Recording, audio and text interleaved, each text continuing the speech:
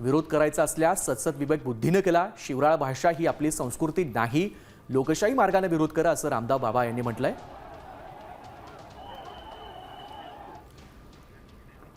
दरम्यान आपल्यासोबत जोडल्या गेल्यात साम्या कोरडे, ज्या विद्यार्थी प्रतिनिधी आहेत. आपण पाहतोय साम्या की जेनझीच्या विरोधात रामदेव बाबा यांनी वक्तव्य केलंय. काय प्रतिक्रिया आहे?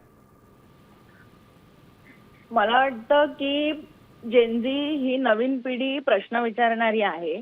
आम्ही या सरकारला उत्तरदायित्व विचारलं, अकाउंटेबिलिटी विचारली, लोकशाही मार्गाने शांततेने आंदोलन केलं आणि म्हणून जे रास्त प्रश्न आमचे होते ते प्रश्न सरकारला ऐकावे लागले आणि एका मंत्र्यांचा, केंद्रीय मंत्र्यांचा राजीनामा त्यांना द्यावा लागला. म्हणून हे कुठेतरी झोंबलेलं आहे, प्रश्न विचारणं झोंबलेलं आहे आणि आमची पिढी कठीण प्रश्न विचारते हे कुठेतरी रुचत नाहीये काही लोकांना आणि म्हणून अशा पद्धतीने मग हे भरकटवण्याचा प्रयत्न केला जातोय किंवा त्याला वेगळं वळण देण्याचा प्रयत्न केला जातोय. पण जे सत्य परिस्थिती आहे ती आहे. त्यामुळे कोणी काही बोलतंय ह्याने फार काही फरक पडत नाही आणि देशाला बदनाम करण्याचा नाही तर एकदम योग्य मार्गावरती आणण्याचा प्रयत्नच जनरेशन झेडनी केलेला आहे असं मला वाटतं. नक्कीच धन्यवाद साम्या दिलेल्या या प्रतिक्रियेसाठी. आपण पाहतोय की जेनझींनी भारताला बदनाम केलं नाही तर योग्य मार्गावर आणण्याचा प्रयत्न केलाय आणि आम्ही कठीण प्रश्न विचारले म्हणून हे सगळं केलं जातंय असं साम्या यांनी म्हटलंय. दरम्यान रामदेव बाबा यांनी नेमकी काय म्हटलंय पाहूयात.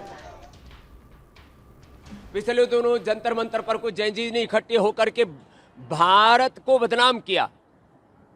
गाली गलोच हमारी संस्कृति और हमारी प्रकृति नहीं है. हमने हमेशा बड़ों को आदर दिया है. माता पिता गुरु और बड़ों के बताए पथ पर हम आगे बढ़े हैं. लोकतांत्रिक संवैधानिक मानवीय नैतिक आध्यात्मिक मूल्यों को मरने ना दें.